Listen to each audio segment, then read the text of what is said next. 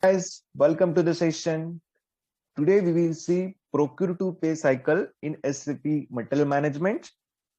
So procure to pay is an end-to-end business process to obtain the material needed for manufacturing and making the payment. So there are series of steps involved in this procure to pay cycle. So let's start. Procure to pay starts with determination of requirements. So that material that we are hoping to purchase. So we determine and define the requirement with the help of material requirement planning or purchase requisition. So in material requirement planning, we identify the requirement from the customer requirement, that is sales order, or independent of customer requirement through plan independent requirement, that is forecasting. Then we run the MRP, we will get the result of MRP for shortage of material and it will generate procurement proposal. So basically this MRP will determine what material we required, at what quantity we required, and at what time it required. So in case of in-house production, this system will create plan order to plan the production quantity. But in case of external procurement, this system will create purchase requisition to plan the external procurement quantity. So we get the requirement through MRP or we get the requirement through purchase requisition directly. So this purchase requisition is created by the user department. So it is an internal document.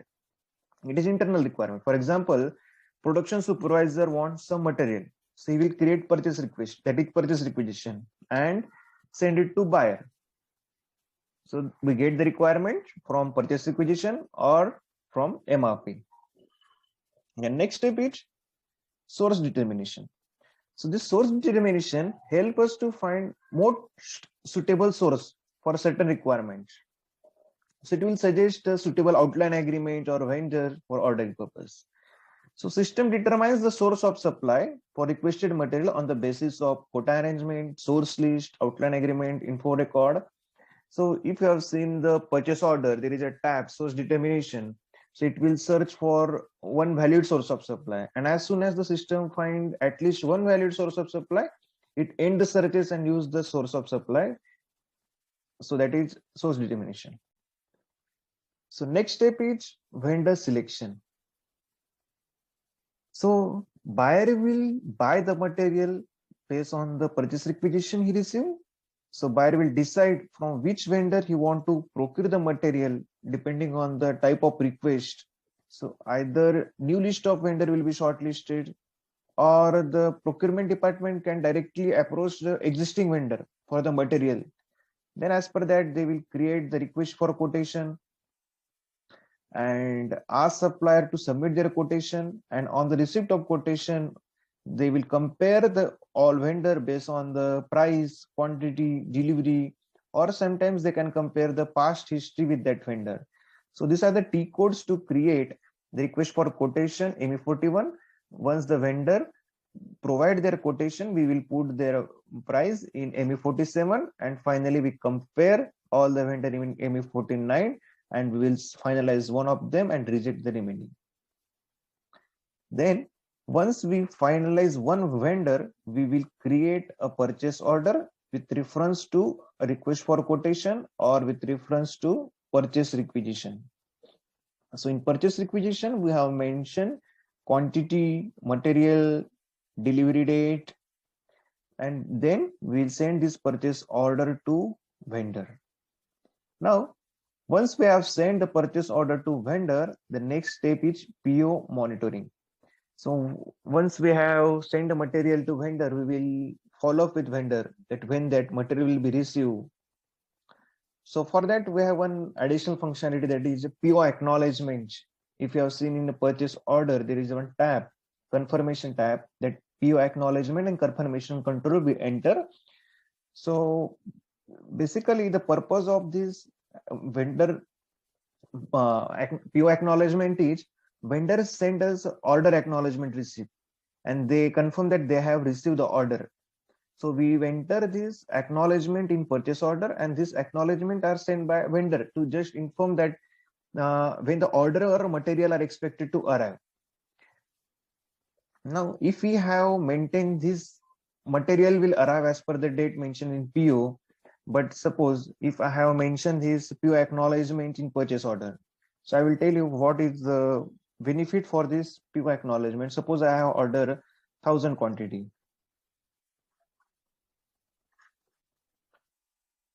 and suppose I have not mentioned this PO acknowledgement or order acknowledgement, and I have ordered 1,000 piece of raw material, but vendor supplies me only 500 piece. So however, they don't tell company ahead of time. They only send half as much as order, and company find at last minute when it arrives, and now they don't have the inventory they need at right time for the manufacturing. So the company will fail to deliver the customer only because of raw materials unavailability.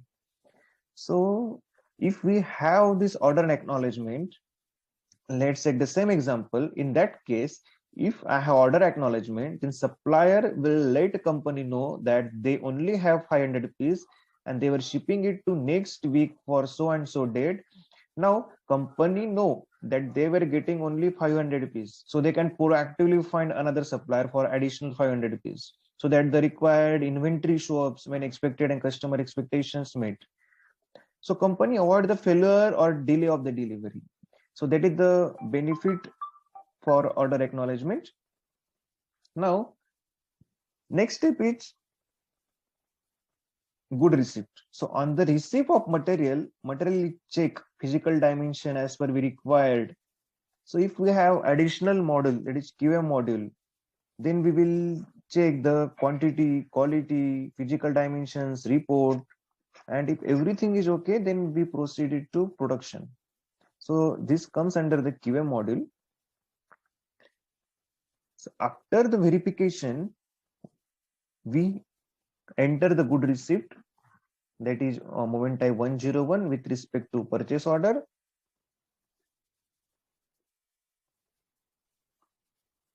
So once we receive the good in inventory, so inventory gets updated and stock will increase.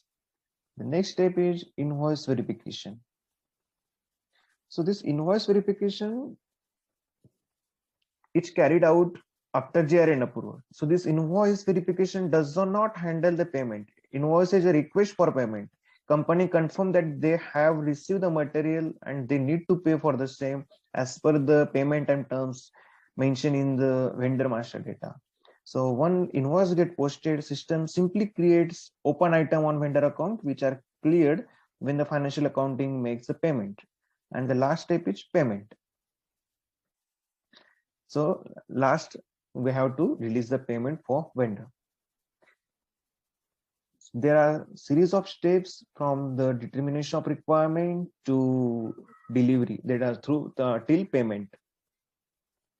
So this is all about the procure to pay, understanding the business requirement, finding the supplier with contract or purchase order, then send that purchase order to vendor, then receive the good, finally paying for that invoice that they have sent for the whole process.